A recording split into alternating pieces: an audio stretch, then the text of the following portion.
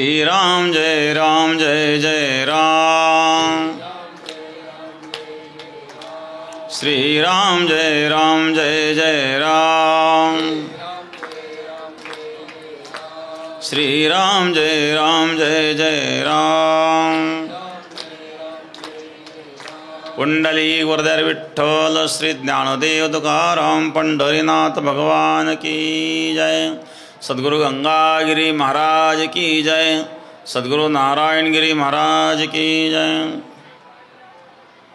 भक्त्या तुनन्या शक्य अहमेवं विदोऽर्जुन ज्ञातुं द्रष्टुं च तत्त्वेन प्रवेष्टुं च परन्तप। ध्यानमूलं गुरुर्मूर्ति पूजामूलं गुरुः पदम् मंत्रमूलं गुरुर्वाक्यं मोक्षमूलं गुरुकृपा। गंगाविशुद्धं नितपादस्पर्शं सरोवेष्टितं चुम्बितं पुण्यस्थानं। सराले स्थितं त्वं समाधिस्थमूर्तिं नमामि गंगागिरियोगिराजं।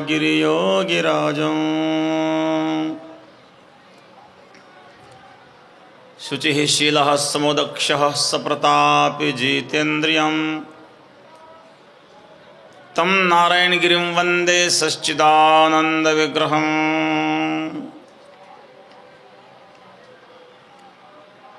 योगराज सद्गुरु गंगागिरी महाराजांच्या कृपेने, सद्गुरु श्री नारायणगिरी महाराजांच्या आशीर्वादाने, सद्गुरु गंगागिरी महाराजांनी प्रारंभ केलेला 178वा अखंड हरिनाम सप्ताह, या हरिनाम सप्ताहाचा आजचा 6वा दिवस आहे। आज दशमी आहे। काल रविवार होता आणि काल गर्दीचा उच्चांक होता,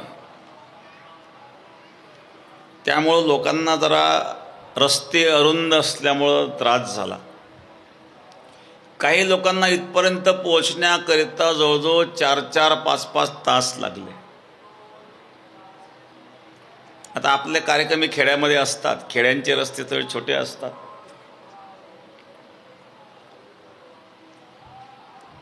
आणि ट्रॉफिकमध्ये भाकरीचे साधनं अडकले, त्यामुळे काल जरा गावकऱ्यांची ओढाताण झाली। पण नाहीला त्याला आपण काही करू शकत नाही, कारण चौकळून जनतेचा समाजाचा ओघ आहेत। रस्ते जरा लहान आहेत, डबल साधन जाण्याकरता अडचण येते, आणि मग अडकलं साधन म्हणजे ट्रॉफिक जाम होते।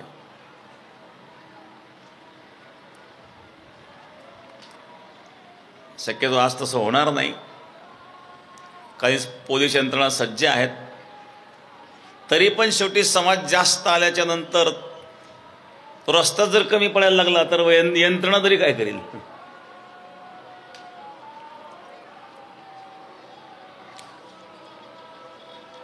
असलेल्या आलेल्या अडचणीवर मात करायची असते। आज दशमी आहेत, उद्या एकादशी आहेत, उद्या फराळाच्या पंगत असणार आहेत। उद्याकरिता जवळजवळ 300-350 क्विंटल साबुदाणा आणि 100 क्विंटल भगरीची व्यवस्था केलेली आहे फराळाकरता। आज आमटीच्या प्रसादाचा शेवटचा दिवस आहे। आमटी भाकरीचा आस्वाद घ्या। काल सारखी ओढाताण आज होणार नाही, कारण काल भाकरीचे साधनं वेळेवर पोहोचले नाही।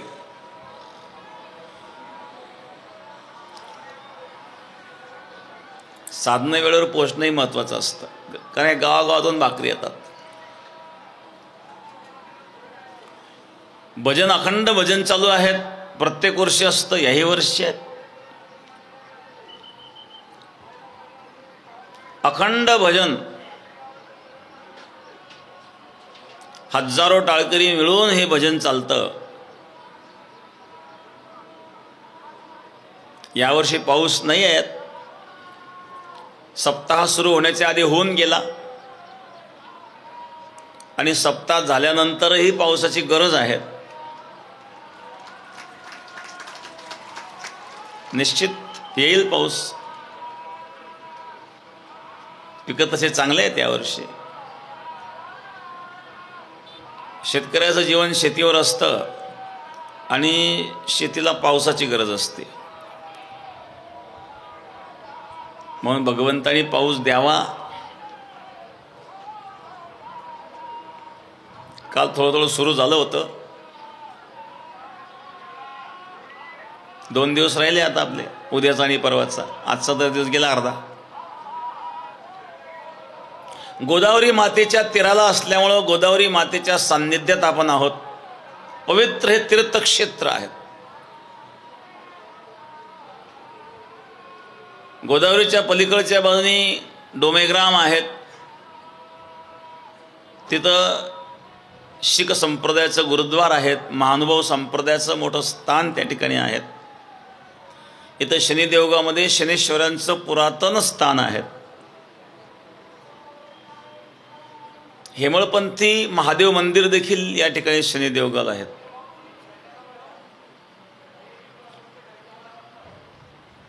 आणि या गोदावरीचा पवित्र असणारा तीर अनेक संत महापुरुषांचं वास्तव्याचं हे स्थान आहेत. भगवान प्रभुरामचंद्राच्याच पदस्पर्शाने पुनीत झालेली ही भूमी आहेत. दंडकारण्यामध्ये गोदावरीच्या तीराला भगवान प्रभुरामचंद्र वनवासामध्ये होते. नाशिक पासून तर याच मार्गाने गोदावरीच्या तीराने रामप्रभूंनी भ्रमण केलेलं आहे. इथं बाजा ठाण आहे, पलीकडून भामा ठाण आहेत. बघा गोदावरीच्या तीराला आपण जर पाहिलं तिकडं कोकम ठाण, मातुल ठाण, नागम ठाण, बाजा ठाण, भामा ठाण, हे जे गावं आहेत ना, अशी नावं या गावांची का आहेत? तर ठाण ठाण शब्द जे त्या गावाला लागलेले आहेत त्या ठिकाणी भगवान प्रभुरामचंद्र यांनी मुक्काम केलेला आहे.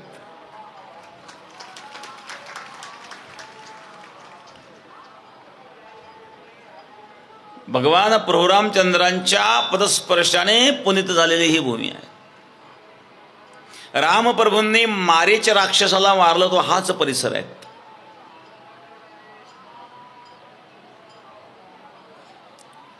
पलीकडे नेवरगाव आहेत. नेवरगाव म्हणजे काय? नेवर म्हणजे खूर. त्या मारीच्याचं खूर तिथं तुटलं होतं, ते नेवरगाव झालं. काय गाव आहेत? काय गाव म्हणजे काय म्हणजे शरीर. त्या मारीचं शरीर तिथं पडलं होतं म्हणजे काय गाव. आणि टोक आहेत, त्याचं टोक तिथं होतं. मग हे जे गाव आहेत ही नावं सुद्धा रामकथेच्या रामाच्या चरित्रामध्ये जो काही उल्लेख आलेला आहे. भगवान प्रभुरामचंद्रांनी काही राक्षस मारले. या गोदावरीच्या तीराला देव आणि राक्षस दोन्ही प्रकारचे लोक होते. राक्षसही होते. म्हणून दोन्ही प्रकारचे संस्कार इथं पाहायला मिळतात. कोकमठाणला तिथं बघा संवत्सर कोकमठाण. तिथं कचेश्वराचं मंदिर आहे.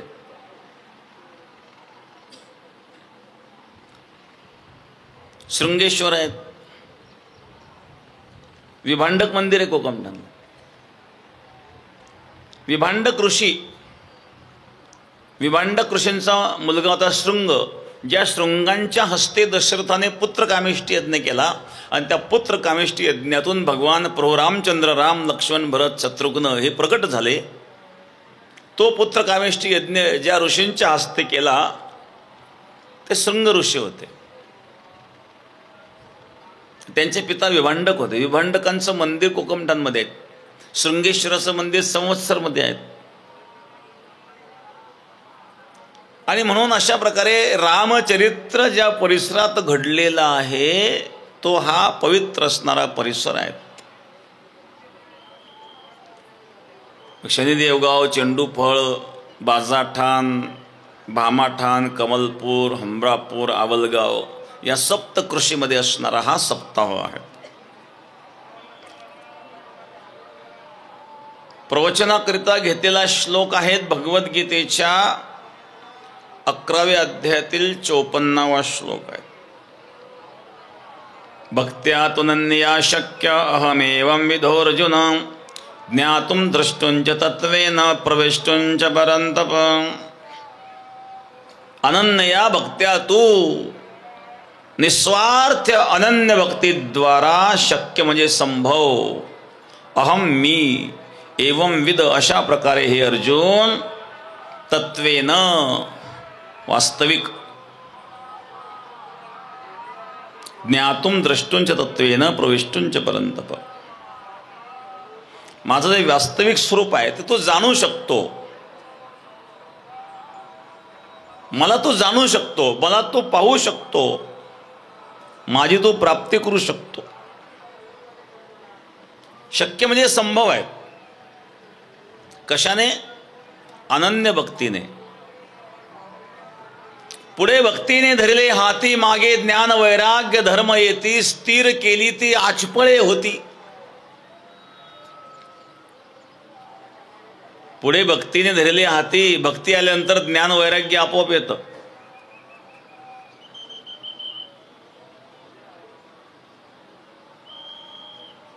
बोधपुत्र निर्माण झाला जेव्हा ममता म्हातारी मरून गेली तेव्हा भक्ती बहीण धावून आली गावा. आता संध्या मी कैशी करू केव्हा.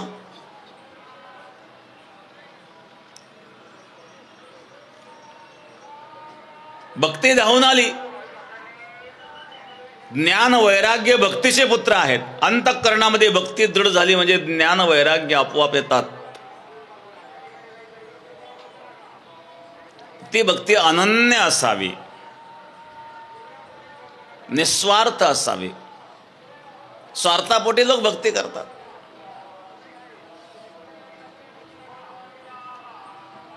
कोणाला राज्य पाहिजे असतं, कोणाला धन पाहिजे असतं, कोणाला प्रतिष्ठा हवी असते.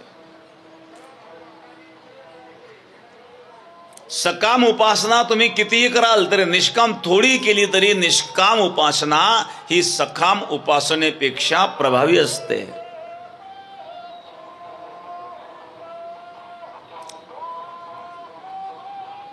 किती टन लोखंड घेतलं तरी काही तोळ्या सोन्यामध्ये त्याची बरोबरी होते.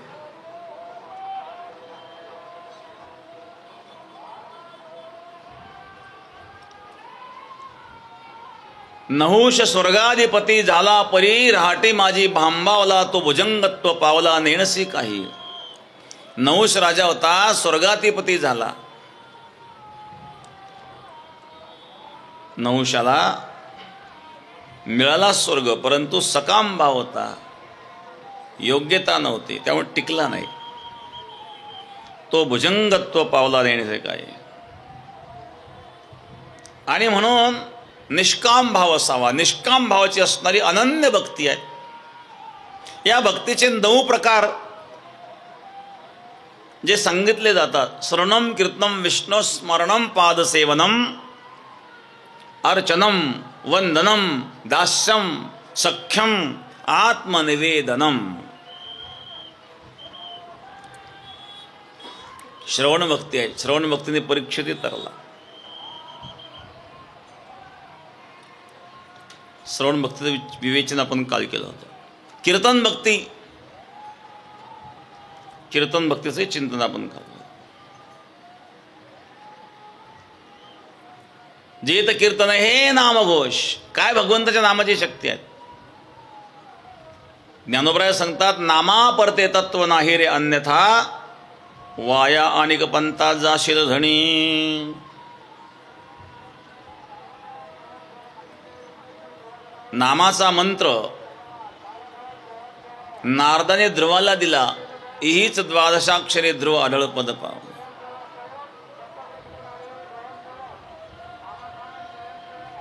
कली संत्रोपनिषदामध्ये मंत्र आहेत. हरे राम राम राम हरे हरे, हरे कृष्ण कृष्ण कृष्ण हरे हरे. हा उपनिषदातला मंत्र आहे. कली संत्रोपनिषद. आणि याच मंत्राचं संक्षिप्त स्वरूप वारकरी संप्रदायामध्ये द्वापार युगाच्या अंती ब्रह्मदेवाने नारदाला उपदेश केला होता. हे जे कलिसंत्रोपदेश आहेत, उपनिषद आहेत, हा उपदेश ब्रह्मदेवाने नारदाला केलेला उपदेश आहे. आणि त्या उपदेशामध्ये हा मंत्र आहेत. आणि याच मंत्राला संक्षिप्त केलेल्या वारकरी संप्रदायामध्ये राम कृष्ण हरी, हरे राम राम राम हरे हरे, हरे कृष्ण कृष्ण कृष्ण हरे हरे, या मंत्राचं संक्षिप्त स्वरूप आहे रामकृष्ण हरी. हा वैदिक मंत्र आहे, हा उपनिषदामध्ये दिलेला मंत्र आहे रामकृष्ण हरी.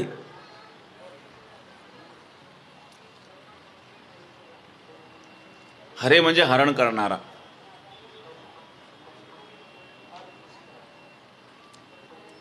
एकदा एकाने विचारलं, एक लहान मुलगा होता, त्याला मारा तुम्ही हरे राम राम राम हरे हरे असं कसं काय म्हणतात? राम का हरा म्हणजे हिरवा आहे का? कृष्ण का हिरवा आहे का? रामकृष्ण तर काळा आहे. तुम्ही असं म्हणायला पाहिजे काळे राम राम राम काळे काळे, काळे कृष्ण कृष्ण कृष्ण काळे काळे असं म्हणायला पाहिजे. हरे राम कसं काय? इथं हरे राम याचा अर्थ हिरवा रंग नाही. मग हरे म्हणजे हरण करणारा. हरे म्हणजे प्रत्येकाच्या हृदयात जो स्थित आहे. हरे शब्दाचा अर्थ काय होतो?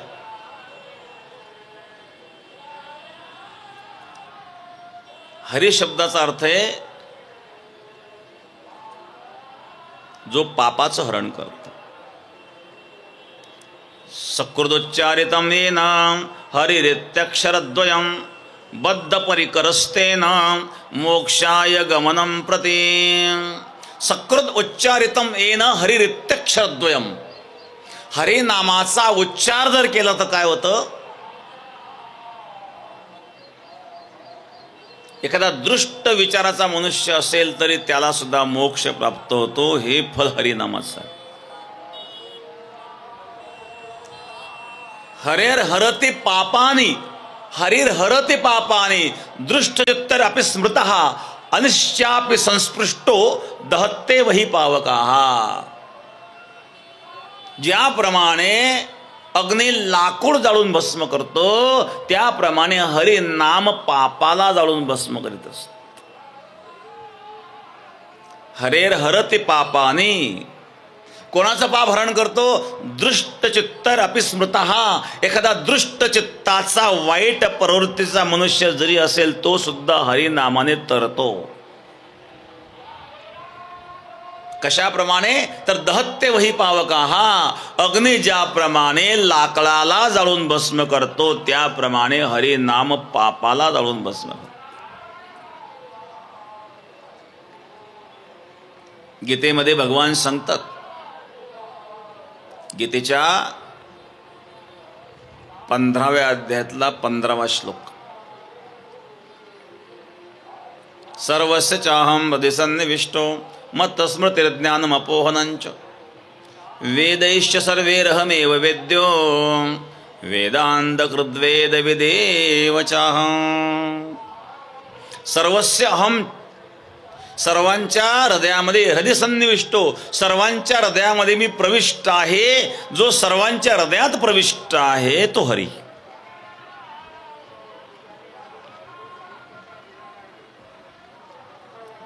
राम कृष्ण हरी हा मंत्र आहे. उघडा मंत्र जाणा राम कृष्ण हरी म्हणा. आपल्या संतांनी सर्वांना उघड करून सांगितलंय, लपवून नाही सांगितलं. काही लपवण्याचं कारण काय? मी काल सांगितलं, काही मंत्र असे आहेत आणि का ते ऐकू नये. दुसऱ्याने ऐकलं तर पाप लागतं म्हणून कानात सांगतात. काही अशौच्या जपू नये. त्यांचे फळ थोडे परीक्षोपणेची बहु, ऐसा मंत्र राज नव्हे रे. कली संत्रोपनिषदातील हा मंत्र आहे. रामकृष्ण हरी. राम शब्दाचा अर्थ काय आहे? रकार उच्चार मात्रेण बहिर्निर्याते पातकम पुनः प्रवेशा भावेच मकारस्तु कपाटवत. रकार उच्चार मात्रेण बहिर्निर्याते पातकम. र उच्चार करताना अंतःकरणातली पातकं निर्यात होतात बाहेर. बहिर्निर्याती पातकं, बाहेर निघून जातात. आणि गेलेली पातकं पुन्हा येऊ नये म्हणून पुन्हा प्रवेशाभावेच, गेलेल्या पातकांचा पुन्हा प्रवेश होऊ नये म्हणून मकारस्तु कपाटवत, म रूपी दरवाजा बंद होतो.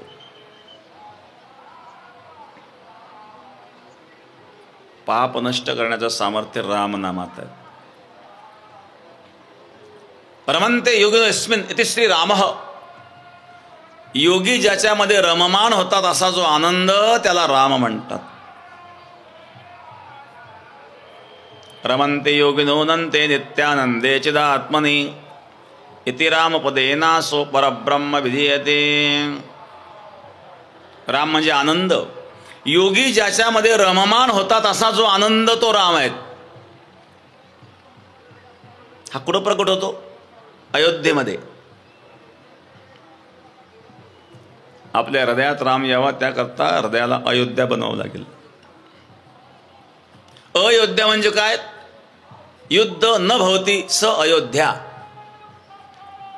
जिथं कदापि युद्ध उद्भवत नाही. अंतःकरणामध्ये रजतमसत्व यांचं युद्ध चालू असतं, संघर्ष चालू असतो. अंतःकरणातले सगळे संघर्ष थांबले म्हणजे आनंद म्हणजे राम प्रगट होतो. मग अंतःकरणाला अयोध्या बनवा. अयोध्येत राम येतात. पण त्या अयोध्येमध्ये दशरथ पाहिजे, कौशल्या पाहिजे.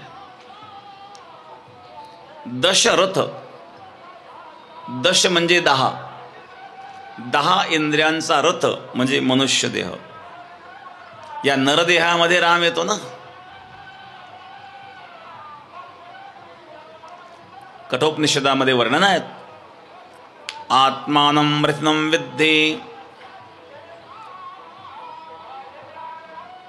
शरीरं रथमेव तु बुद्धिं तु सारथिं विद्धि मनः प्रग्रहमेव च. कठोपनिषद. आत्मानं रथिनं विद्धि शरीरं रथमेव तु. शरीर आहे रथ, आत्मा आहे त्याचा रथी म्हणजे स्वामी. मन आहे लगाम, बुद्धी आहे सारथी. बुद्धिरूपी सारथी जेव्हा मनरूपी लगाम खेचतो तेव्हा इंद्रियरूपी घोडे ताब्यात येतात. घोडे जर सारथ्याच्या ताब्यात असतील तर रथ नीट चालतो. इंद्रियरूपी घोडे जर बुद्धिरूपी सारथ्याच्या ताब्यात असतील तर नरदेहरूपी रथ नीट चालतो. नाहीतर हे घोडे आहेत, इंद्रिय घोडे आहेत, हे या रथाला खड्ड्यात नेऊन टाकतात. हे पंचविषयाचे खड्डे, शब्द स्पर्श रूप रसगंध. कबीर महाराज वर्णन करतात. देखना इंद्रियों के ना घोड़े भगे, मन को हरदम ये संयम के कोड़े लगे. अपना रथ तो सुमार्ग लगाते चलो, कृष्ण गोविंद गोपाल गाते चलो. देखना इंद्रियों के ना घोडे बघे. इंद्रिय रूपी घोडे कुठं पळणार तर नाही ना. याच्यावर लक्ष ठेवायचं आहे. लक्ष ठेवणारे कोण आहेत? बुद्धी. बुद्धी सारथी आहेत. सारथी घोड्यावर लक्ष ठेवतो. मन आहे लगाम. बुद्धिरूपी सारथी जेव्हा मनरूपी लगाम खेचतो तेव्हा इंद्रिय रूपी घोडे आकळतात. आणि म्हणून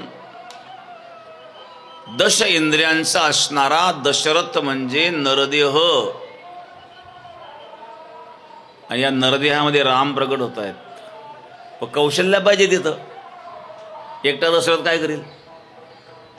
कौशल्या म्हणजे कुशल बुद्धीचं कौशल्या, बुद्धीची कुशाग्रता. परमार्थ करण्याकरता बुद्धीची कुशाग्रता असते, असावी. काही लोकांना वाटतं जे संसार नीट करू शकत नाही ते परमार्थ करतात. असं नाही आहे. ज्याला संसार धड करता येईल तो परमार्थ काय करेल? परमार्थ करणं एवढं सोपं नाही आहे. परमार्थ नव्हे, लेकुराच्या गोष्टी. अनुताप पाहिजे, वैराग्य पाहिजे महाराज. येथे मुख्य पाहिजे अनुताप. त्या अनुतापाचे कैचे रूप, नित्य मृत्यू लागला समीप, न मानी अत्यल्प देह सुख. अल्प सुद्धा देह सुखाची इच्छा नसावी, असा अनुताप असावा, असं वैराग्य असावा. बुद्धीची कुशाग्रता असावी, म्हणजे कुशल बुद्धीचं कौशल्य.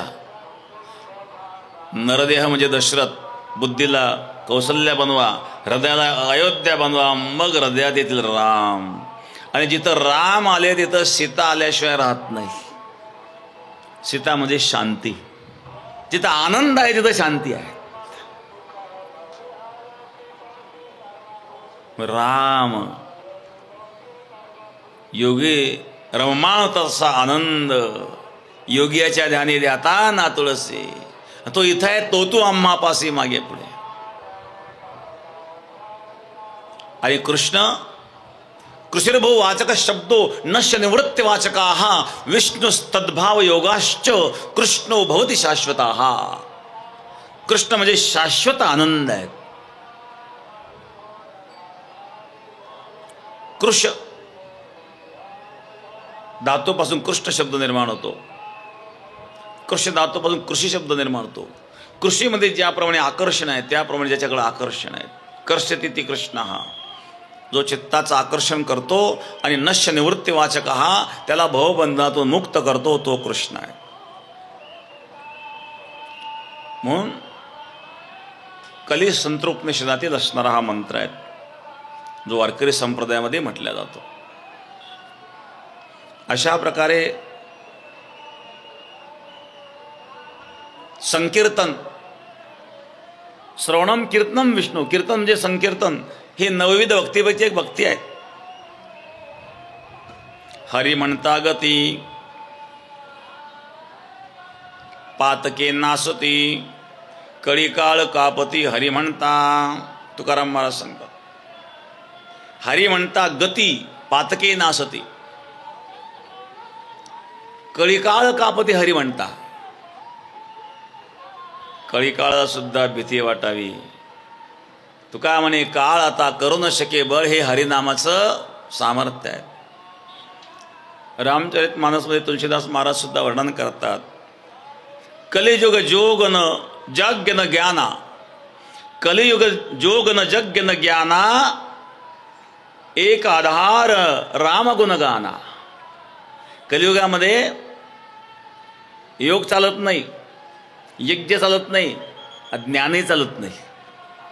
कलियुगामध्ये फार ब्रह्मज्ञानी झाले, एकापेक्षा एक. नुसते ज्ञान बोलतातच, करीत काही नाही. मग कलियुग जोग जग्य न जाना, एक आधार राम गुण गाना. कलियुगामध्ये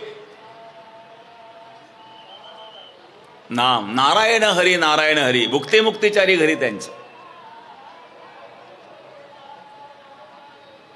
हा नामाचा महिमा आहे. मग कोणालाही तारतो भगवान. ब्राह्मण क्षत्रिय वैश्य क्षुद्र चांडाळा अधिकार, बाळे नारे न राधी करो निवेशाही. यारे यारे लहान थोर, याती भलते नारी नर. करावा विचार न लगे चिंता कोणाची. यारे यारे लहान थोर, याती भलते नारी. लहान या मोठे या कोणत्याही जातीचे या, नवे नवे ब्राह्मण क्षत्रिय वैश्य क्षुद्र चांडाळा ही अधिकार आदी करून वेश्याही, वेश्या असू द्या, तिलाही अधिकार आहेत. भगवान दत्तात्रयांच्या 24 गुरूंमध्ये एका वेश्याचं नाव आहे, पिंगला वेश्या. ही पिंगला वेश्या होती. वेश्या तिचा व्यवसाय होता.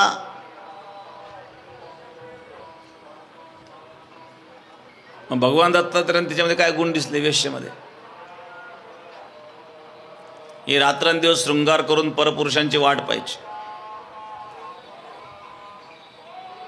एक दिवस हे पिंगला शृंगार करून वाट पाहत बसली, कुणीतरी पुरुष येईल, मला धन देईल, मला सुख देईल. पण त्या दिवशी कोणी परपुरुष आला नाही.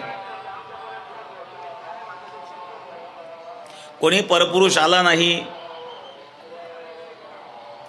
रात्रीचे 10 वाजले, 11 वाजले, 12 वाजले, सगळा शृंगार सुकून गेला, चेहरा म्लान झाला.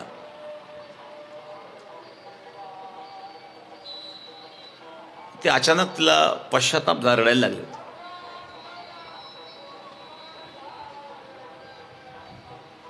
आणि पश्चातापपूर्वक तिच्या मुखातून काही उद्गार निघाले. संतम समीपे रमणम प्रतिप्रदम वित्तपदम नित्यमीमं विहाय अकामदहं दुःख भयादिशोक मोहप्रदम तुच्छमहं भजेज्ञा. बघा, माझ्या अति निकट हृदयस्थ भगवान आहेत, त्या भगवंताची प्रेम करायचं सोडून मी कोणाशी प्रेम करीत आहेत? प्रेम, सुख, धन नित्य देणारं कोण आहेत? परमात्मा आहे. खरं प्रेम देणारा परमात्मा आहेत, खरं सुख देणारा परमात्मा आहे, धन देणारा परमात्मा आहेत. परंतु मी त्या परमात्म्याला सोडून तुच्छ लोकांची इच्छा केली. जे माझी एकही मनोकामना कधी पूर्ण करू शकत नाही. दुःख, भय, व्याधी, शोक, मोह देणारे हे लोक आहेत.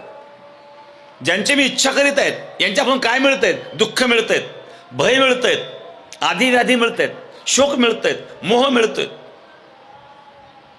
हे सगळे व्याधीने व्यक्त लोक आहेत ज्यांची मी इच्छा करीत आहेत.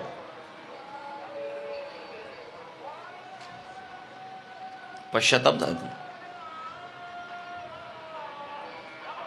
याऐवजी जर मी सत्संग केला असता, भगवंताचं भजन केलं असतं, तर माझं कल्याण झालं असतं. दुःखही झालं, वाईटही वाटलं. आणि पश्चाताप दद्द अंतःकरणाने तिने तिच्या वेश्या व्यवसायाचा त्याग केला. आजपासून भगवंताची भक्ती करायची. देहाचा विक्रय करून काय मिळणार आहेत? पैसा मिळेल, त्या पैशाला काय करणार आहेत? दुःख संपेल का? शोक मोह संपेल का? त्या पिंगळा वेश्येला पश्चाताप झाला आणि तिने पश्चातापपूर्वक अंतःकरणाने भगवंताचं भजन प्रारंभ केलं. महाराज, भगवान दत्तात्रयांनी त्या वेश्येला गुरु मानलं. अनेक उदाहरणं आहेत. बिल्बमंगलची कथा आहेत.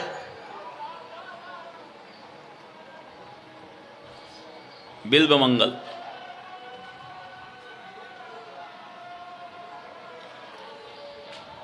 कृष्णवेणी नदीच्या तीराला राहतात. महाराष्ट्र कर्नाटकच्या बॉर्डरवर कृष्णवेणी नदी आहेत कर्नाटकमध्ये. त्या कृष्णवेणी नदीच्या उत्तर तीराला एक नारायण नावाचा एक ब्राह्मण राहत होता. त्याचा मुलगा होता बिल्बमंगल. फार विद्वान ब्राह्मण होता. सद्गुणी, सदाचारी, दानशूरही होता, विद्वानही होता, संपत्तीवानही होता, ज्योतिषशास्त्रात तज्ज्ञ होता, अध्यात्माचे ज्ञान होतं. अगदी सर्वांगाने परिपूर्ण असा तो ब्राह्मण होता. पण दुर्दैवाने त्याचा अकाल मृत्यू झाला. मृत्यू आहेत महाराज, कधी कोणाचं काही सांगता येतं का? अकाल मृत्यू झाल्यामुळं जबाबदारी मुलावर आली. ती परिपक्वता या मुलामध्ये नव्हती. बापाकडून काही विद्या शिकून घ्यावी, पण हा शिकला नाही पाहिजे तसं. थोडंफार जे येत होतं, लोकांचा विश्वास होता, सहानुभूती होती, पण अपरिपक्वता असल्यामुळं पैसा भरपूर होता, सन्मानही होता, धनही होतं, त्याच्यामुळे तो बिघडला. त्याला कुसंगती जडली. आणि तुकबारच सांगतात, ढेकणाच्या संगे हिरा तो भंगला, कुसंगे नाडीला साधू जैसा. ढेकणाच्या स्पर्शाने हिरा खरा होतो महाराज, तसं कुसंगतीने साधूचं जीवन देखील उद्ध्वस्त होतं. कुसंगती नसावी. याला कुसंगती जडली, वाईट संगत जडली. बापाचा मूर्तीला धाक राहिला नाही ना हो. ज्या माणसाने स्वतः कर्तृत्वाने कमवलेलं असतं त्याला त्या कमाईची जाणीव असते.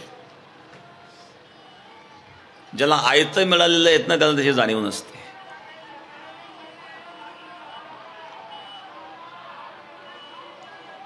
आणि धाक राहिला नाही, त्यामुळं तो व्यसनाधीन झाला. मित्रमंडळी तशा प्रकारचे भेटलेत, ज्याच्याकडे पैसा आहे त्याला बिघडवणारे तयार असतात. घेऊन पहा एक गोट, काय फरक पडतो, आम्ही देतो आमच्या पैशाने. ते एकदा पासतील, दोनदा पासतील, तिसऱ्यांदा याच्याकडून घेतील. बघा, व्यसन लागणं सहज आहे, पण सुटणं एवढं सहज नाही. व्यसन लागणं सोपं आहे, व्यसन सोडणं सोपं नाही आहे. एखाद्या व्यसनी माणसाला बघा तुम्ही, सुटतं का ते? काही लोक म्हणतात मरेल पण सुटणार नाही. तेवढं सोडून बोला म्हणले, या बाबतीत नाही. काही पिणारे पिऊनच मरतात पण सोडत नाही.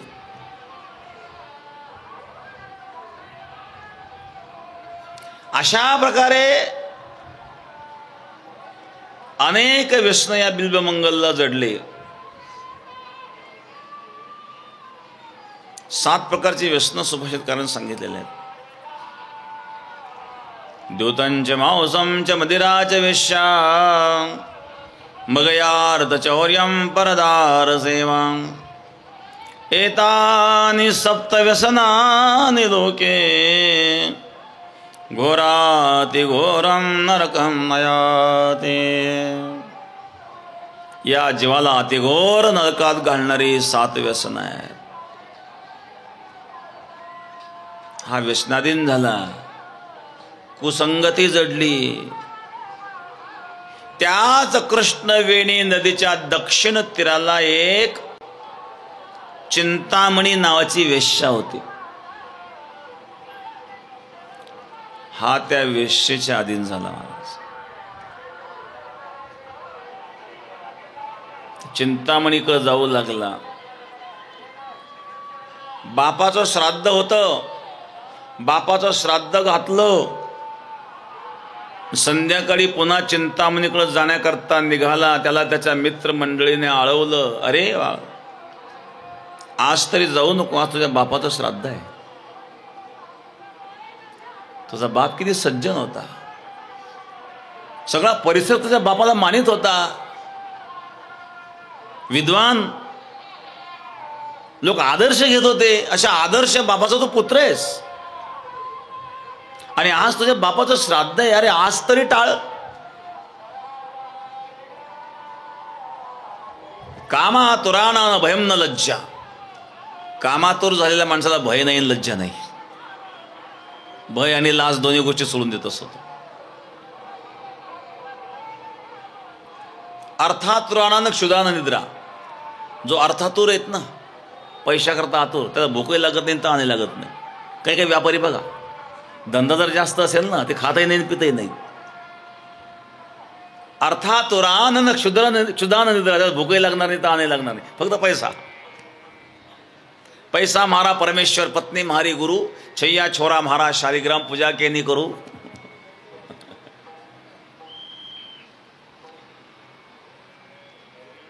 सासू तीरथ ससुरा तीरथ, तीरथ साला साली, दुनिया के सब तीरथ झूठे, चारों धाम घरवाली. फार विचारपूर्वक लिहिलं दिसतंय गीत.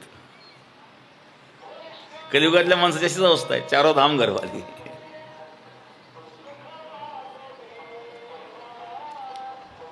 आणि अशा प्रकारे हा व्यसनाधीन झालेला बिल्बमंगल त्या चिंतामणी वेश्येकडे जाण्याकरता निघाला. त्याला अनेक पद्धतीने समजावून सांगितलं गेलं, पण त्याच्यावर काही परिणाम झाला नाही. मला काही लोक काही परिणाम होत नाही. श्रावण महिनाच होता, मुसळधार पाऊस झालेला, सर्व चिखल, अंधार पडलेला, मेघांचा गळगळाट, विजांचा कळकळाट, पाऊसही पडतोय, अंधार पडलेला आहे, गुडघ्यात का चिखल तुडीत तुडीत चाललेला आहे. नदीच्या तीराला गेला, नदी दोन्ही थड्या वाहत आहेत, कृष्णवेणी नदी.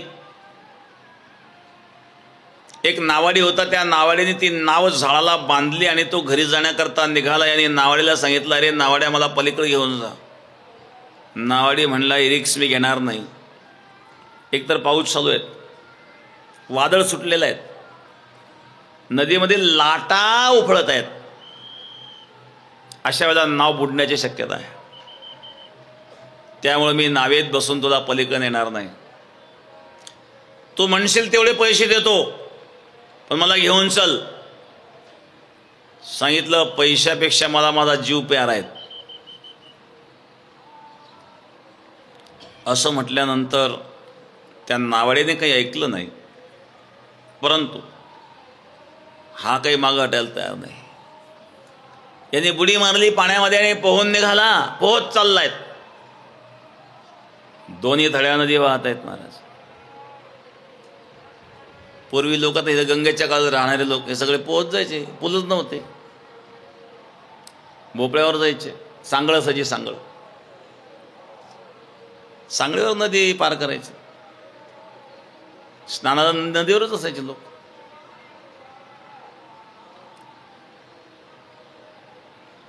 पोहत पोहत निघाला, पण थकला महाराज. कारण वारं सुटलेले असल्यामुळे लाटा तयार व्हायच्या. ते लाटा कधी कधी बाजूला फेकायच्या. याला माणूस किती पट्टीचा पोहणार असला ना, वादळ सुटलं, नदीमध्ये भोवरी सुद्धा असतात, अनेक अडथळे असतात. थकला तो. वरून एखादा लाकडाचा वणका आहे का काय असं त्याला वाटलं, त्याला धरून तो त्याच्यावर बसला. त्याला वाटलं बरं झालं, लाकडाचा वणका सापडला. त्याच्यावर बसून तो पलीकडच्या तीराला गेला. त्याला वाटलं पुन्हा या लाकडाचा आपल्याला उपयोग होईल. पलीकडच्या तीराला गेला. चिंतामणी जी वरच्या मजल्यावर झोपलेली होती, मुसळधार पाऊस चालू होता, त्यामुळं वर आवाज जाईना. यांनी मोठ्याने आरोड्या दिल्या. यांनी भिंतीला हात लावला तर रेशमाच्या दोरासारखं काहीतरी हाताला लागलं आणि त्याला धरून वर चढला. चिंतामणीला उठवलं. ती दिव्याच्या प्रकाशामध्ये पाहिलं, बिल्बमंगल, एवढ्या रात्री तू कसं काय आलाय? नदीला पाणी आहेत, बाहेर मुसळधार पाऊस आहेत, नदी ओलांडून तू कसा आला? सांगितलं, मी पोहत पोहत आलो, परंतु थकलो होतो. लाकडाचा वणका हाताला लागल्यानंतर त्याच्यावर बसून आलो. वर कसा आला? तो माझ्याकरता रेशमी दोर सोडलेला होता, त्याला धरून आलो. मी दोर काही सोडलेला नव्हता, मी तर दोर धरून वर आलो. दिव्याच्या प्रकाशाने पाहिलं तर तो दोर नव्हता, भला मोठा लांब काळा सर्प. त्या सापालाच दोर समजून तो त्याला धरून वर आला. ज्या लाकडाच्या वणक्यावर आलो म्हणून सांगितलं, खाली प्रकाशाने पाहिलं तर तो लाकडाचा वणका नव्हता, एक मेलेल्या स्त्रीचं प्रेत होतं. अंधारात त्याला दिसलं नाही, त्यालाच तो लाकडाचा वणका समजून त्याच्यावर बसून आला होता.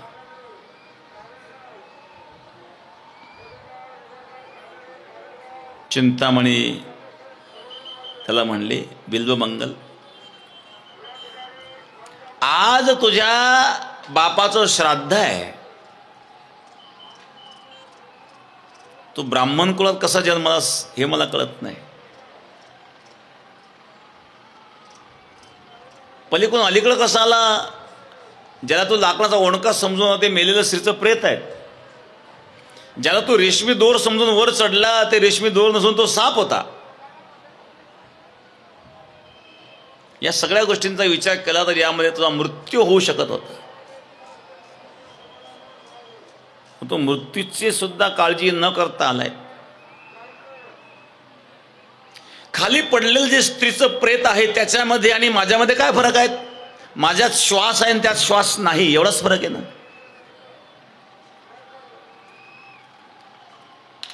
हेही शरीर सडणार आहेत. रक्त रेत दुर्गंधी जंतू नरक मुताने भरली रे, हे शरीररूपी घोंगडी असेच आहेत.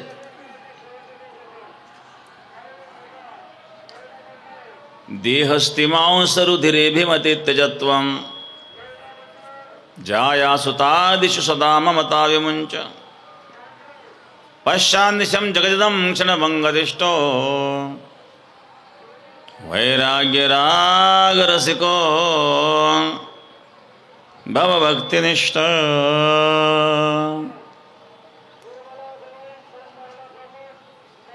देह अस्ति मांस रुधिरे. काय या शरीरामध्ये? शरीर दुःखाचे कोठार, शरीर रोगाचे भांडार, शरीर दुर्गंधीचे थार, नाही अपवित्र शरीरायचे. असं शरीर आहे महाराज. जे दुःखाचं कोठार आहेत, जे रोगाचं भांडार आहेत, जे दुर्गंधीचं थार आहेत, ज्यात पवित्रता काहीच नाही आहेत, खरंच हे सुखाला कारण आहे का? खाली पडलेले एका मेलेल्या स्त्रीचं प्रेत आणि माझ्यामध्ये फरक एवढाच आहे की माझ्यात श्वास आहेत आणि त्यात श्वास नाही आहे. एक दिवस हे शरीर प्रेत होणार आहे. बिल्वमंगल, आज तरी तू यायला नकोस. आज कमीत कमी तुझ्या बापाचं श्राद्ध होतं.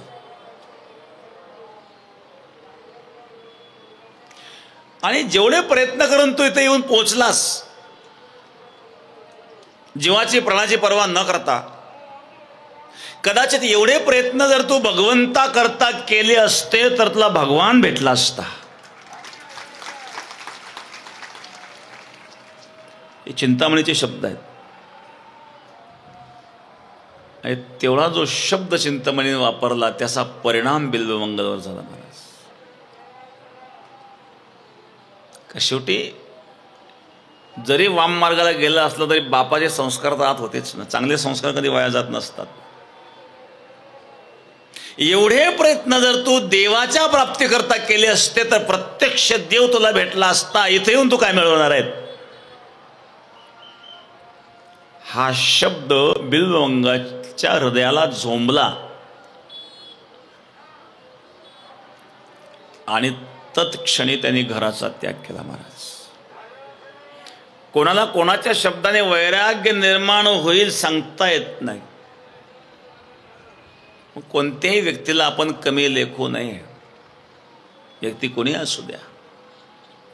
बघा, एका वेश्येच्या शब्दाने बिल्वमंगलला वैराग्य निर्माण झालं. म्हणून अध्यात्मामध्ये परमार्थामध्ये कुठलीही स्त्री कुठलाही पुरुष त्याज्य नाही आहेत. ब्राह्मण क्षत्रिय वैश्य क्षुद्र चांडाळाही अधिकार, बाळे नारी नर आदी करोनी वेश्याही कोणी असू द्या. बिल्वमंगलने त्याग केला महाराज. भिक्षा मागून राहू लागला.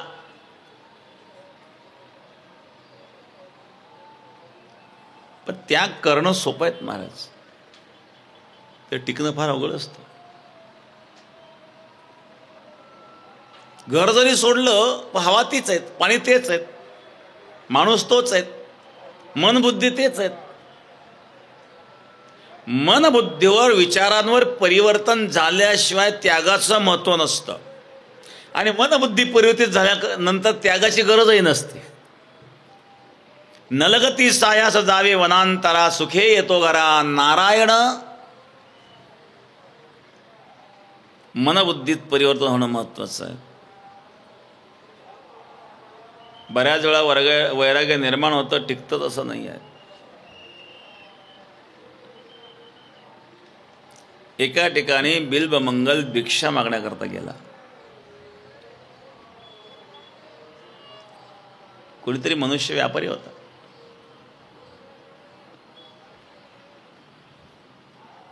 त्याची पत्नी त्या ठिकाणी भिक्षा घेऊन आली. याच्या मनामध्ये परत काही विकार जागृत झाले.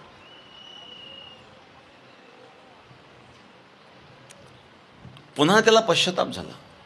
आपण घर सोडलं, हे मनात काय येत आहे म्हणून त्यांनी 2 बेलाचे काटे मागवले. तिथे बेलाचं झाड होतं. 2 बेलाचे काटे मागवले.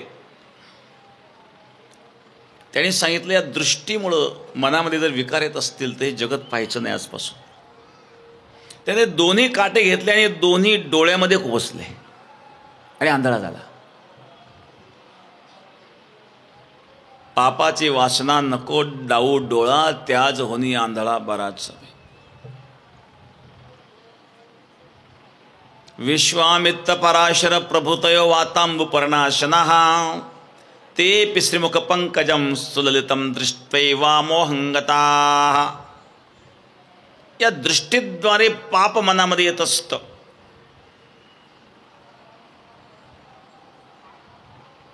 दोन्ही डोळ्यामध्ये 2 बेलाचे काटे टोचले आणि आंधळा झाला. कमीत कमी बाहेर आता काही पाहिलं तरी मिळणार नाही. एकांतात भगवंताची, भगवान कृष्णाच्या नामाचा जप करू लागला. पण कोण खाऊ पिऊ घालेल तिथं? एक गोराख्याचा मुलगा आला. भगवानच गोराख्याचं रूप धारण करून त्या बिल्वमंगलची सेवा करू लागले. एक दिवस या बिल्वमंगलला वृंदावनला जाण्याची इच्छा झाली आणि त्या मुलाकडं गोराख्याकडं त्यांनी ते आपले भाव व्यक्त केले. तो मुलगा त्यांना वृंदावनला घेऊन जाण्याकरता तयार झाला.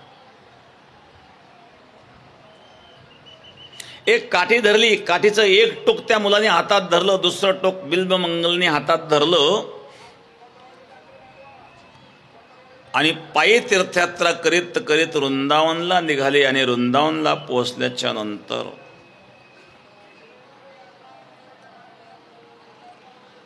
त्या मुलाने सांगितलं आता माझी जबाबदारी संपली. तुम्ही वृंदावनला आलात, तुमची इच्छा होती ती मी आता पूर्ण केलेली आहे. माझी जबाबदारी संपली. या बिल्वमंगलने त्या मुलाचा हात धरला. मला सोडून कुठं जातो? एकतर मला दिसत नाही, मला सोडून जाऊ नको असं म्हटल्यानंतर त्या मुलाचा हात धरला. बघा, आतापर्यंत त्या मुलाला स्पर्श झालेला नव्हता. काठीचं एक टोक मुलाने पुढे धरलेलं आहे, पाठीमागचं टोक बिल्वमंगलने धरलेलं होतं. तो मुलगा साक्षात परमात्माच आहे, पण स्पर्श झालेला नव्हता. बिल्वमंगलने हात धरला. हात धरल्यामुळे प्रत्यक्ष परब्रह्म परमात्म्याचा स्पर्श झाला. स्पर्श झाल्याबरोबर शरीरामध्ये त्याला काहीतरी वीज चमकल्यासारखं झालं. त्या मुलाने झटका दिला आणि झटका दिल्याबरोबर बिल्वमंगलच्या मुखातून शब्द निघाले. झटका देऊन जातो कुठंच? तो ब्रह्मांडाचा स्वामी आहेत, ब्रह्मांडाचा नायक आहेत, बलवान आहेत. हाताला झटका देऊन जाऊ शकतोस. हस्तम उत्प्रेक्षयातोसी बलात कृष्ण किमद्भुतम हृदयात यदि निर्यासी पौरुषम गणयामि ते. हाताला झटका देऊन तू जाऊ शकतोस, पण या हृदय रूपी मंदिरामध्ये तुला मी प्रेम रूपी दोरीने बांधलेला आहे. हात छोड़कर जात है दुर्बल जानत मोह, मेरे हृदय से प्रभु जाय मर्द कहावे तोय. जर तू माझ्या हृदयातून जाशील तर तुला मी मर्द म्हणेल. हाताला झटका देऊन काय जातोस? शक्ती आहे, तुझ्या सामर्थ्य आहेत. माझ्या हृदयातून तू जाऊ शकत नाही, कारण मी हृदयातला धारण केलेला आहे. अनुभव आला महाराज. आणि तेच सुरदास महाराज म्हणून वृंदावनमध्ये सतत भगवान कृष्णाच्या भक्तीत विलीन झाले. भगवंत संकीर्तनाने दृष्टचित्त अपिस्मृतः, एखाद्याची चित्तवृत्ती जरी दृष्ट प्रवृत्तीची असेल तरी तिला सुद्धा परिवर्तन करण्याचं सामर्थ्य भगवन नामामध्ये आहे. ही संकीर्तन भक्ती आहे. ब्रह्मविद्या राशी पातके अपार, वाल्मिकी किंकर वंद्य केला. वाल्याचा वाल्मिक सुद्धा या नामाने झाला.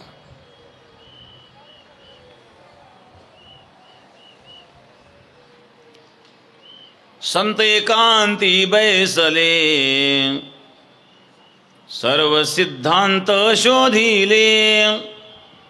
ज्ञानदृष्टी अवलोकिले, सार काढिले निवडोनी. निवडबाई वर्णन करतात, एकांतात संतांनी काय केलं, सार निवडून काढलं. सार सार सार विठोबा नाम तुझे सा, म्हणून या शुळपाने जपत असे वारंवार. श्रवणे कीर्तने झाले ते पावन, सनकादिक जाण परमभक्त. सतत भगवत चिंतन. तेषां सततयुक्तानां भजतां प्रीतिपूर्वकं, ददामि बुद्धियोगं तं येन माम् उपयान्ति ते. ही श्रवण भक्ती आहे, कीर्तन भक्ती. श्रवणम कीर्तनम, तिसरे स्मरण. स्मरण हे सुद्धा भक्ती आहे. स्मरण कसं असावं, जप करतात लोक, हातात माळ आहेत. माला तो कर्मे फिरे, जिभ फिरे मुख माही. मनुवा तो 14 फिरे, यह तो सुमिरन नाही. हातात मणी फिरतायत, जिभ फिरे मुख माही, तोंडात जीभ फिरते, पण मनुवा तो 14 फिरे. अंतकरणातून स्मरण करणं हे महत्वाचं. सुमिरन करले मेरे मना. संत गुरु नानकजी वर्णन करतात, मनाला उपदेश करतात. मनातून अंतकरणातून स्मरण घडावं. सुमिरन करले मेरे मना तेरी, बीती उमर हरि नाम बिना. सुमिरन करले मेरे मना, तेरी बीती उमर हरि नाम बिना. कूपनीर बिनो, धेनुक्षीर बिनो, धरती नेह बिना.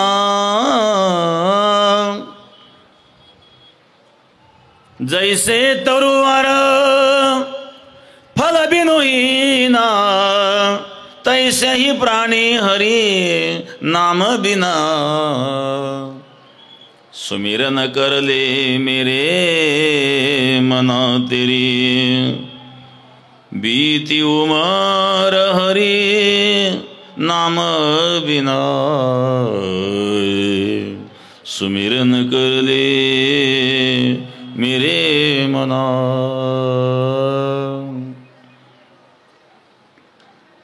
केवळ वरवर नाही. माला तो कर्मे फिरे जिभ फिरे मुख माही, मनुवा तो 14 फिरे, तो सुमिरन नाही. याला चिंतन म्हणत नाही. मनातून अंतकरणातून सुमिरन करावं. हे स्मरण आहेत, ही स्मरण भक्ती आहेत.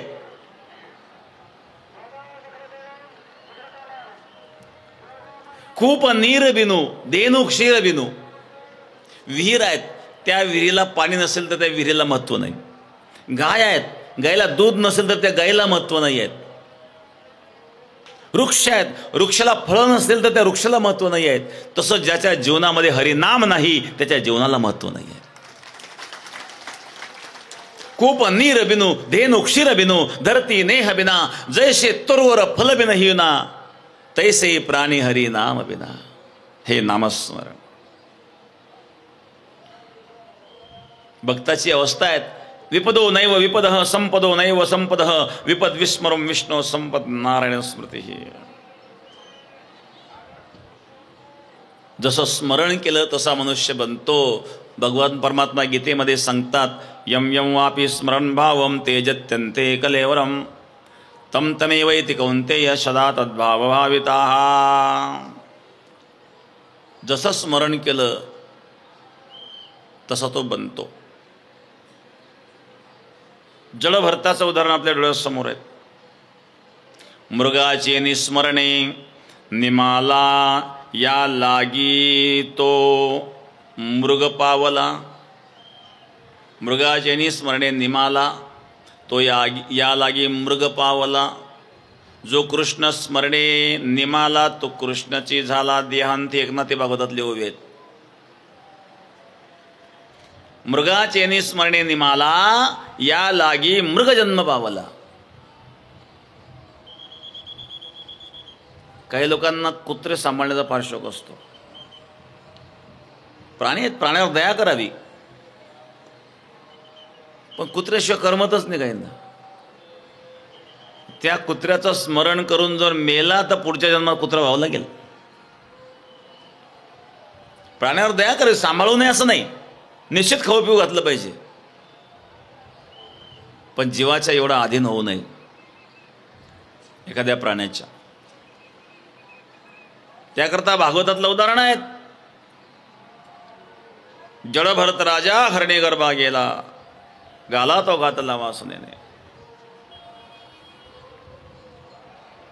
राज्याचा त्याग केला. 18 भार वनस्पती फुले फळे ओळती.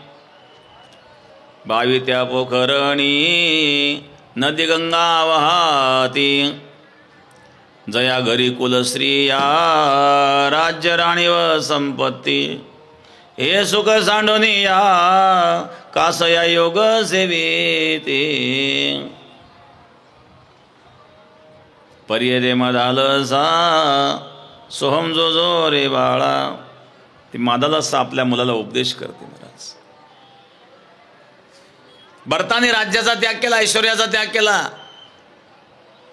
मग राज ऐश्वर्य त्याग का केला? हस्तामल ग्रंथामध्ये नाथ महाराज वर्णन करतात, प्रपंची सुख जोडे तरी का सेवे गिरिकंदरे. राज्य टाकून गेले थोडे तरी ते का वेडे म्हणावे.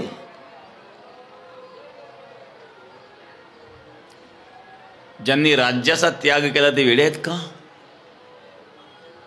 भरताने राज ऐश्वर्याचा त्याग केला, वैराग्य निर्माण झालं, कारण एक दिवस हे सोडून जावं लागणार आहेत.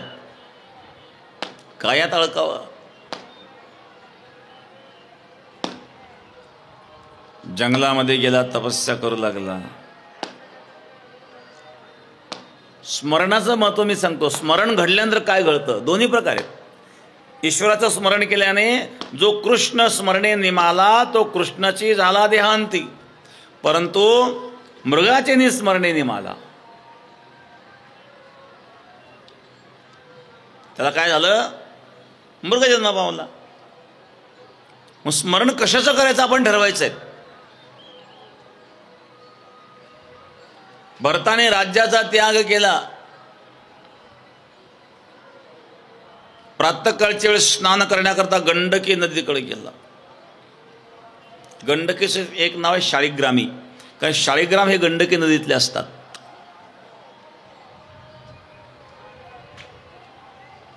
स्नान करीत होता. ओंजळीमध्ये पाणी घेतलं आणि अर्घ्य देत होता सूर्याला. ओम सूर्याय नमः, रवये नमः, भास्कराय नमः, हिरण्यगर्भाय नमः, पूष्मे नमः, अर्काय नमः, मित्राय नमः, खगाय नमः, मरीचे नमः. सूर्यनारायणाला अर्घ्य देत आहेत. सूर्यनारायणाला अर्घ्य देण्याची सनातन संस्कृतीमध्ये परंपरा आहे. याचं आध्यात्मिक कारण आणि वैज्ञानिक कारण दोन्ही कारण मी सांगेल आपल्याला, की सूर्याला अर्घ्य देणे किती महत्त्वाचं आहे. एक तर सूर्याला अर्घ्य देण्याकरता सूर्योदयाच्या आधी स्नान करावं लागेल. सूर्योदयाच्या आधी स्नान करायचं म्हणजे सूर्योदयाच्या तास दीड तास तरी आधी उठावं लागेल. आणि सूर्योदयाच्या आधी उठणं हे आरोग्याकरता अतिशय महत्त्वाचं आहे. मग आरोग्यम भास्करम इच्छेत, ज्याला आरोग्य प्राप्त व्हावं त्यांनी सूर्याची उपासना करावी. जो दररोज सूर्याला अर्घ्य देतो 1000 जन्म तो कधी दरिद्री होत नाही महाराज. आदित्यस्य नमस्कारान् ये कुर्वन्ति दिने दिने जन्मांतर सहस्रेषु दारिद्र्यम नोपजायते. 1000 जन्म जन्मांतर सहस्रेषु दारिद्र्यम न उपजायते. दरिद्री होणार नाही तो 1000 जन्म. का होणार नाही? त्याला लवकर उठायची सवय लागली म्हणजे तो आळशी बनणार नाही. आळशी बनणार नाही म्हणजे दरिद्री होणार नाही. सरळ आहेत. दरिद्री कोण बनतात? आळशी लोक बनतात. म्हणजे सूर्याची आराधना करणारा आळशी बनतच नाही, तो कर्तृत्ववान बनतो. म्हणून 1000 जन्म सुद्धा दरिद्री मिळणार नाही. त्याला रोग होणार नाही. लवकर उठणारा रोग होत नसतात.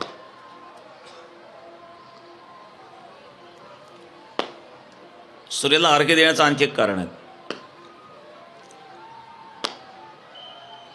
पावसाळ्यामध्ये सायंकाळच्या वेळेला किंवा प्रातःकाळच्या वेळेला जर पाऊस आला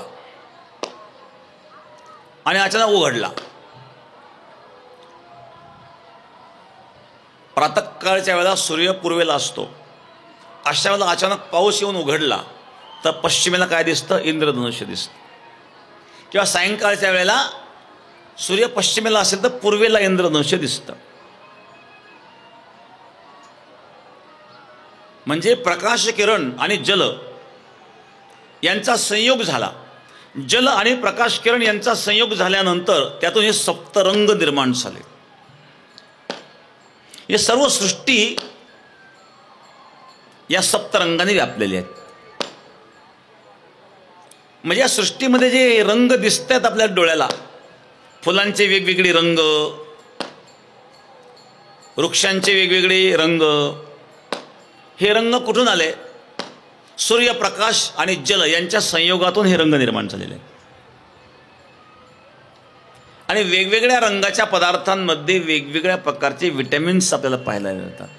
लाल रंगाचे, तांबड्या रंगाचे असेल म्हणजे जसं टमाटर असेल, गाजर असेल, याच्यामध्ये कोणत्या प्रकारचे विटॅमिन्स आहेत. हिरव्या रंगाचे पदार्थ असेल त्यांच्यामध्ये कोणते, हिरव्या भाज्यांमध्ये कोणत्या प्रकारचे विटॅमिन्स आहेत. जांभूळ असेल, जांभळ्या कलरचे पदार्थ असेल त्यांच्यामध्ये कोणत्या प्रकारचे विटॅमिन्स आहेत. हे सर्व विटॅमिन्स त्या वनस्पतीमध्ये आले. ते कुठून आले? सूर्यप्रकाश आणि जल यांच्या संयोगातून ते वनस्पतीत आलेले आहेत. मग ते वनस्पतीच्या माध्यमातून, आहाराच्या माध्यमातून आपण ते विटॅमिन्स प्राप्त करतो. परंतु प्रत्यक्ष जल आणि सूर्यप्रकाश यांचा संयोग जेव्हा आपल्या समोर होतो, म्हणजे आपण सूर्याला जेव्हा अर्घ्य देतो, सूर्याला अर्घ्य देताना जेव्हा पाणी सोडतो खाली जमिनीवर, त्या पाण्याच्या धारीमध्ये सूर्यप्रकाश परावर्तित होतात आणि ते परावर्तित झालेले सूर्यप्रकाश जेव्हा आपल्या शरीरावर आपले पोहोचतात त्यावेळेला आपल्या शरीरामध्ये आपोआप तशा प्रकारचे विटॅमिन्स मिळतात आपल्याला. जे जीवनसत्व आपण पदार्थाद्वारे सेवन करतो, तो पदार्थ सेवन न करता ते जीवनसत्व सूर्यप्रकाशातून आपल्यामध्ये प्रविष्ट होतात. म्हणजे आरोग्याला पुष्टी मिळते. आरोग्यम भास्करम इच्छेत. सूर्याला अर्घ्य देण्याने आरोग्य कसं निर्माण होतं? मग वैज्ञानिक दृष्टिकोनातून सूर्याला अर्घ्य देणं हे अतिशय महत्त्वाचं आहे. आणि अध्यात्म दृष्टिकोनातून प्रातःकाळी लवकर उठून सूर्याला आपण देवता मानतो. द्यू धातूपासून देव शब्द निर्माण होतो. द्यू म्हणजे देणे, देण्याचं कार्य जे करतात ते देव. आपण इलेक्ट्रिक खात्याची वीज वापरतो, इलेक्ट्रिक खातं आपल्याला बिल देतं. बिल जर आपण नाही भरलं तर पहिली नोटीस, दुसरी नोटीस, तिसरी नोटीस, नाही ऐकलं कनेक्शन कट. सूर्याने कधी बिल पाठवलं का? आता सौर ऊर्जेवर मोठे मोठे प्रोजेक्ट सुरू झाले. सरकारचा जोर आहे सौर ऊर्जेवर फार, वीज निर्मितीला. गावोगावी सौर ऊर्जेवर प्रकल्प सुरू झाले. सूर्याने कधी बिल पाठवलं का? सूर्याने कधी कनेक्शन कट केलं का? काय मोबदला आहे मला? कुठलाही मोबदला नाही. मग आपण मोबदला तर देत नाही आहेत, मग कृतज्ञता म्हणून ओंजळीमध्ये पाणी घेतलं आणि सूर्याला जर अर्पण केलं तर एवढी कृतज्ञता आपण व्यक्त करू शकत नाही का? एवढी आपली जबाबदारी नाही का? म्हणून सूर्याला अर्घ्य प्रत्येकाने द्यायला पाहिजे. आपली कृतज्ञ संस्कृती आहेत, कृतज्ञता व्यक्त करणारी संस्कृती आहेत. जड भरताचं मी उदाहरण सांगत होतो. भरताने राज्याचा त्याग केला. प्रातःकाळी अर्घ्य देत असताना त्यावेळेला काही हरिण त्या ठिकाणी पाणी पिण्याकरता आलेल्या होत्या. वाघाच्या डरकारीचा आवाज आला. ते हरिण घाबरलं. एक गर्भवती हरिण होती. त्या हरणीचा गर्भपात झाला त्या जलामध्ये आणि ते हरणीचं असणारं छोटंसं पिल्लू वाहत वाहत आलं. हरणीचं पाळस वाहत वाहत आलं. हा भरत त्या ठिकाणी अर्घ्य देत होता. यांनी पाहिलं आणि त्या पाळसाला उचललं, झोपडीत आणलं. प्राणीमात्रावर दया करावी हे सत्य आहे, अवश्य करावे. त्या पाळसाचा जीव वाचवला हा परमार्थच आहे. परंतु आसक्त होणं हा दोष आहे. पाळसाला झोपडीत आणलं, चारा घालू लागला, त्या पाळसाच्याच भोवती राहू लागला. त्याच्यामुळं भक्तीमध्ये साधनेमध्ये विघ्न येऊ लागलं. भरताला असं वाटायचं मी जर ध्यानाला बसलो आणि अचानक वाघ आला आणि पाळसाला खाल्लं तर भक्ती आराधनेमध्ये विघ्न व्हायला लागलं. पाळसामध्ये आसक्ती जडली. त्याचा परिणाम मृत्यूसमयी त्या पाळसाचं स्मरण झालं. जळ भरत राजा हरणी गर्भा गेला, घाला तो घातला वासनेने. वासनेचा संग होय अंतकाळी, तरी तपोबळी जन्म घेते. ही वासना जी आहेत ना, ही पुढच्या जन्माला कारण ठरते. पाळसाचं ध्यान केल्यामुळं त्याला पाळसाच्या जन्मात जावं लागलं. जसं ध्यान करतो मनुष्य, जसं स्मरण करतो तसं बनतो. म्हणून स्मरण भक्ती, स्मरण परमात्म्याचं करावं. इतर पदार्थाचं जर ध्यान केलं तर तसं घडतं, चिंतन केलं तर तसं घडतं. इथं स्मरण शब्दाचा अर्थ ध्यान असा पण आपल्याला घेता येतो.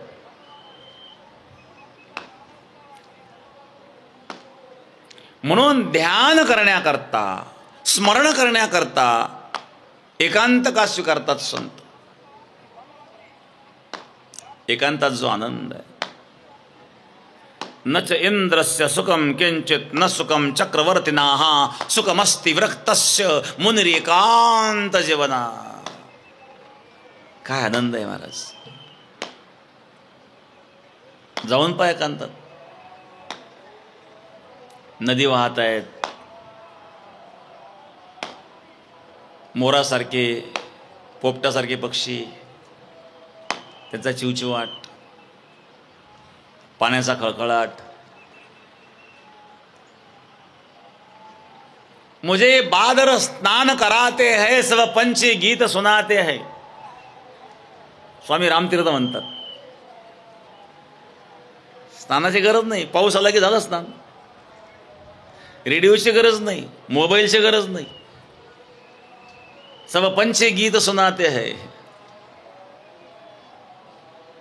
पाखरांशी बोलू शकतो, वृक्षांशी बोलू शकतो, ग्रह ताऱ्यांशी बोलतो. ग्रह ताऱ्यांचं हे ज्ञान ऋषीमुनींना कुठून आलं? एकांतामध्ये पडल्या पडल्या ताऱ्यांकडे पाहता पाहता ताऱ्यांचं ज्ञान झालं.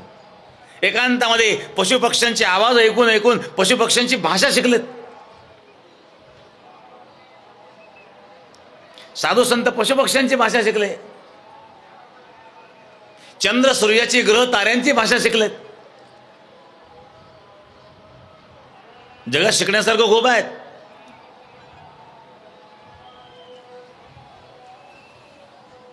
सुखम अस्ति विरक्तस्य मुनिर एकांत जीवनात. त्या ठिकाणी ध्यान बघा काय आनंद मिळतो. गीतेच्या 6व्या अध्यायामध्ये भगवान परमात्मा सांगतात, शुचोदेशे प्रतिष्ठाप्य स्थिरमासनमात्मनः नात्रुच्छितम नाति नीचम चैलाज न कुशोत्तरम. पवित्र स्थानी आसन लावून बसावं. असं उंच नसावं, सखल नसावं. दर्भासन, मृगासन, त्यावर धुतवस्त्र असं आसन घालून बसा.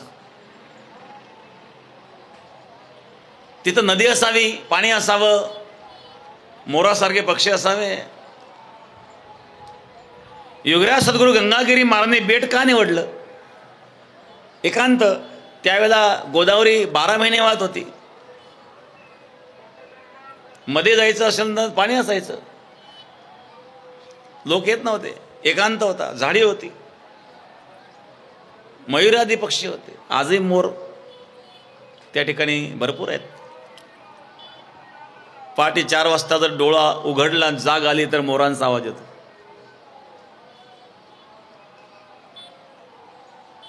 कानावर डोळे उघडल्याबरोबर आवाज येतो, मोरांचा येतो. मोर पक्षी पवित्र मानलेले आहे. भगवान कृष्णाने मयूरपिच्छ धारण केलेलं आहे. जिथं मोरासारखे पक्षी आहेत, जिथं सतत पाणी वाहतं, जिथं एकांत आहेत, जिथं एखादं गुप्त शिवालय आहेत, एखाद्या महात्म्याने साधना केलेली आहेत, अशा स्थानावर जर आपण राहिलो तर आपोआप साधना होते. तिथं पळून राहिलं तरी साधना आहेत. पळून राहीन ते ठाई, उगाची संताची पायी, न मागे न करी काही, तुझी आण गा विठोबा. अशा ठिकाणी पळून राहा. आळशी असू द्या, नुसतं झोपा काढा तरी सुद्धा फायदा आहे. इथं भजन मंडळात किती लोक झोपले, हजारो लोक झोपलेले आहेत. पण झोपता झोपता ते भजनच ऐकायला मिळतंय ना. भूक लागली की पंक्तीला जायचं, बसायचं तेव्हा बसायचं, बसून कंटाळा की झोपायचं.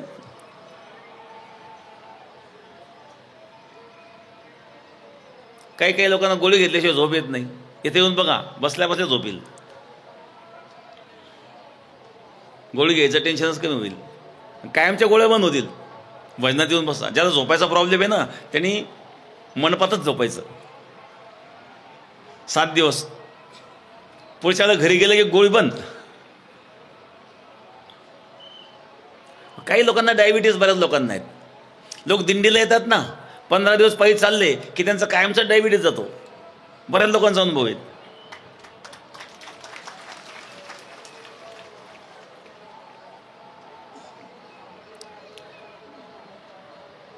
शुचोदेशे प्रतिष्ठाप्य स्थिर मासनमात्मनः, अशा पवित्र ठिकाणी मनावर विजय मिळवा. जितासनो, जित श्वासो, जित संगो, जितेंद्रिय. आसनावर विजय मिळवा, संगतीवर विजय मिळवा आणि ध्यान करा. कोणाचं ध्यान करायचं? स्थूल ध्यान आणि सूक्ष्म ध्यान, 2 प्रकार. स्थूले भगवते नूनम मनः संधारेध्यः. स्थूल ध्यान आणि सूक्ष्म ध्यान, भगवंताच्या सगुण स्वरूपाचं ध्यान. इथं स्मरण म्हणजे ध्यान. स्मरण शब्दाचा दुसरा अर्थ आहे ध्यान. नाथ महाराज सांगितलं, सगुण मूर्तीस न म्हणावे माईक, शास्त्र आत्यंतिक सांगत असे. सांगत असे शास्त्र, देव ध्यान करा, विक्षेप तो वारा चित्ताची. एकनाथ महाराज वर्णन करतात. निर्गुणा होणे सगुण न्यून, म्हणते ते केवळ मूर्ख जाण. सगुण निगुण, सगुण निर्गुण दोन्ही समसमान, न्यून पूर्ण सेना. सगुणाला निर्गुणापेक्षा न्यून समजू नका. विघुरले ते तूप होय, थिजले तयापरी गोड आहेत. नाथ महाराज सांगतो, विघुरलेलं सुद्धा तूप आहे, थिजलेलं सुद्धा तूप आहे. तुझं सगुण म्हणो की निर्गुण रे, सगुण निर्गुण एको गोविंद रे. तो हा रे श्रीहरी पाहिला डोळे भरी, पाहता पाहणे दुरी सारोनिया. कोण आहे हा भगवान? तो हा, तो म्हणजे निर्गुण, हा म्हणजे सगुण. त्याला मी डोळे भरून पाहिलं महाराज. तो हा विठोबा निदान, ब्रह्मादिका ज्याचे ध्यान, असा तो परमात्मा. पाऊले समान विटेवरी शोभती. वारकरी त्याचं ध्यान करतात. ध्यानाचे अनेक प्रकार आहेत. भगवंत सगुण ध्यान, भगवंताच्या चरणाचं ध्यान, चरण ध्यान करता करता कटी प्रदेशाचं ध्यान, हृदयाचं ध्यान, मुखाचं ध्यान, ओंकार ध्यान. ओंकार गीतेमध्ये भगवंतांनी ओमित एकाक्षरम ब्रह्म व्याहरण मामनुस्मरण य प्रयाती त्यजन देह सयाते परमांगते. ओंकाराचं ध्यान करता करता ज्याने देह त्याग केला तो माझ्या श्रेष्ठ गतीला पोहोचतो, परम गतीला पोहोचतो. ओंकाराची सुद्धा एक उपासना आहे. ओंकाराच्या उपासनेचं थोडक्यात संक्षिप्त वर्णन करून आपण विराम देणार आहोत. गीतेमध्ये भगवंतांनी ओमित एकाक्षरम ब्रह्म, ओम हे एकाक्षरी ब्रह्म आहेत असं वर्णन केलं आहे. मुंडकोपनिषदामध्ये सुद्धा वर्णन आहेत.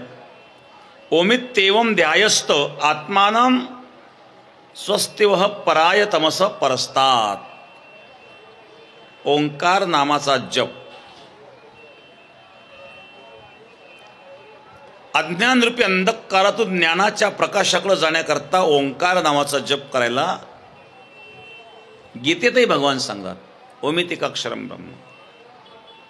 मग हे काय सगुण उपासना, निर्गुण उपासनेकडे जायचं असेल तर त्याकरता ओंकाराचा जप केला जातो. ओंकारामध्ये 3 मात्रा आहेत, अकार, उकार आणि मकार. मार्कंडेय पुराणामध्ये वर्णन आहेत. रस्वा तु प्रथमा मात्रा, द्वितीया दैर्घसंयुता, तृतीया च प्लुता दख्या वचसा गोचरा. रस्व, दीर्घ आणि प्लुत 3 प्रकारचे उच्चार ओंकारामध्ये आहेत. तुम्ही मला रस्व आणि दीर्घ आम्हाला माहिती आहे, प्लुत कडून आणलं. प्लुत संस्कृत व्याकरणामध्ये रस्व, दीर्घ आणि प्लुत हे 3 गोष्टी सांगितल्या. रस्व म्हणजे काय? रस्व उच्चार करताना अगदी संक्षिप्त उच्चार आपण करतो आणि दीर्घ उच्चार करताना दीर्घ, आणि प्लुत म्हणजे अतिदीर्घ. रस्व, दीर्घ आणि अतिदीर्घ हे 3 प्रकारचे उच्चार आहेत. याच्याकरता लघुसिद्धांत कौमुदीमध्ये वरदराजाचार्यांनी एक उदाहरण दिलं या उच्चाराचं. काय उदाहरण दिलं? कोंबड्याचं. प्रातःकाळी कोंबडा जो ओरडतो ना, या कोंबड्याच्या ओरडण्यामध्ये हे 3ही प्रकारचे स्वर आहेत. त्याला व्याकरण कोणी शिकवलं माहीत नाही.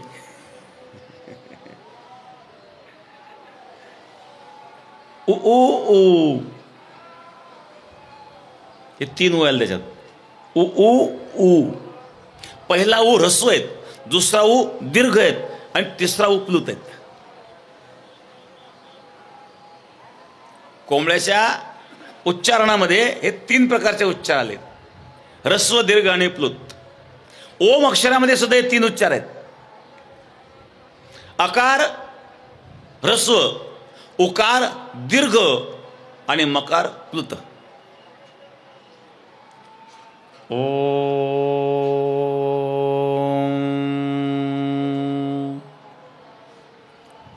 ओम. याच्यामध्ये ह्रस्व, दीर्घ आणि प्लुत 3 उच्चार आलेले आहेत.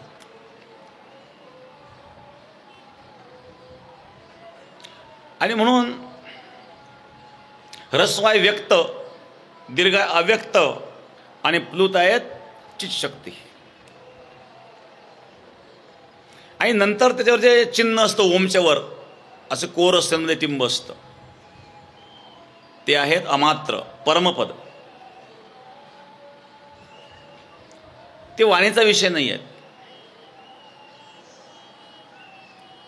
ओम ओम ओम ओम ध्यान करता करता स्थूल सूक्ष्म आणि कारण या तीनही शरीराच्या पलीकडं जे आत्मतत्व आहेत त्या आत्मतत्व जाणण्याची क्षमता निर्माण होते. हा विषय थोडा डोक्यावरून जाण्यासारखा असेल, पण थोडक्यात सांगतो, जास्त सखोल जाणार नाही.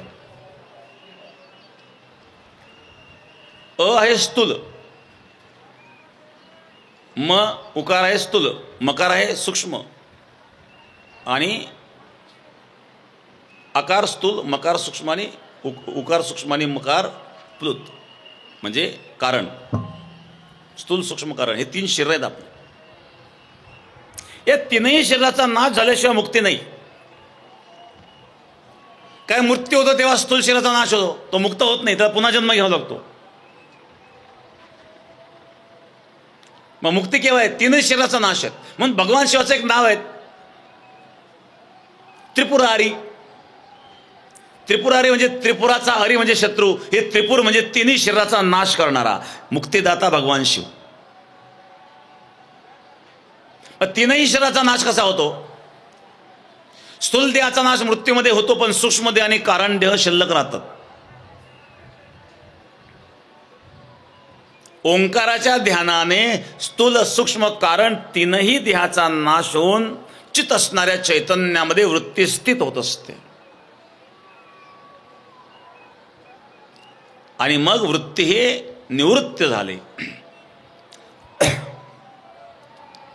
सहज मी आंधळा गा निज निराकार पंथे, वृत्ती ही निवृत्ती झाली जनन देशे देते.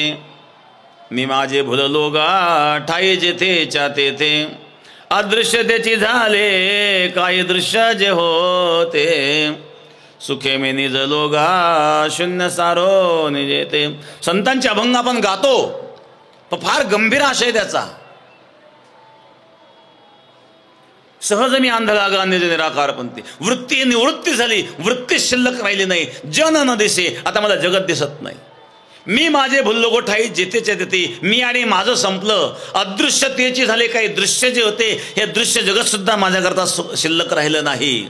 सुखे मी निजलो गा शून्य सारो निजेते, त्रिकोट शिखरी गा दान वेळ येते. आता वृत्ती शिल्लक राहिली नाही. वृत्ती सहित लपवी मज एका ते, वृत्ती त्या परमात्म्याशी एकरूप झाली. स्थूल सूक्ष्म तिन्ही कारण संपले, प्रारब्धही संपलं. अशा प्रकारे ध्यान करता करता चिंतने चिंतने तद्रुपता. एखादी भिंगुरटी आहेत, ती जशी आळी पकडून आणते, घरट्यामध्ये टाकते, नेहमी नेहमी त्या आळीला काटा टोचत राहते. त्या भिंगुटीचं स्मरण करता करता आळी भिंगुरटीमध्ये रूपांतरित होते. ही स्मरणाची शक्ती आहे. एकदा एक अमेरिकेत झालेला प्रयोग सांगतो. एका माणसाला मृत्यूदंडाची शिक्षा दिली, त्याला फाशी शिक्षा कोर्टाने दिली. आता मृत्यूदंडाची शिक्षा जर दिली, याला मृत्यूदंड द्यायचाच आहे. मग त्याच्यावर एकदा प्रयोग केला. एक काय प्रयोग केला? त्याला फाशी देण्याऐवजी वेगळ्या मार्गाने मृत्यूदंड द्यायचा आहे, पण त्याच्यावर अभ्यास करायचा. त्याला असं सांगितलं, कोब्रा साप तुला डसवल्या जाणार आहेत आणि कोब्रा साप डसवून तुझा मृत्यू होणार आहे. तुला फाशी देण्याऐवजी कोब्रा सापाने तुला मारायचं. मग कोब्रा साप कसा असतो, त्याचं विष कसं असतं, सगळं त्याच्या डोक्यात भरलं. आणि त्याला वाटलं तर मला कोब्रा साप डसणार आहेत, मला फाशी देण्याऐवजी कोब्रा साप डसवून मारणार आहेत. आणि त्याची फाशीची जेव्हा वेळ आली तर त्याच्या डोळ्याला पट्टी बांधली आणि एक प्लास्टिकचा साप बनवून आणला. त्याला अगदी त्या सापासारखंच बनवलं, त्याला तसे दातही बनवले आणि ते त्याला टोचले. त्याच्या मनात भावना आली की कोब्रा साप आपल्याला डसला. मेला नव्हतो. मेल्यानंतर त्याचं पोस्टमॉर्टम केलं गेलं. पोस्टमॉर्टम केल्यानंतर जे रिपोर्ट आले, त्या रिपोर्टमध्ये खरोखर कोब्र्याच्या विषाने मृत्यू झाल्याची रिपोर्ट आली. लॅबचे रिपोर्ट. मग आता कोब्रा साप त्याला डसलेला नव्हता, कोब्र्याचं विष त्याच्या शरीरात गेलेलं नव्हतं. मग विष आलं कुठून? याचा अर्थ त्या चिंतनाने ते विष निर्माण झालं शरीरामध्ये. म्हणजे जसं चिंतन केलं तसं घडतं, ते बनतो मनुष्य. तसं भगवंताचं चिंतन केल्यानंतर देव पहावया गेलो, देव होऊन या ठेलो, ही स्मरण भक्ती आहे. श्रवणम कीर्तनम विष्णू स्मरणम, या नवविध भक्तीमध्ये तिसरी भक्ती आहे श्रवण भक्ती.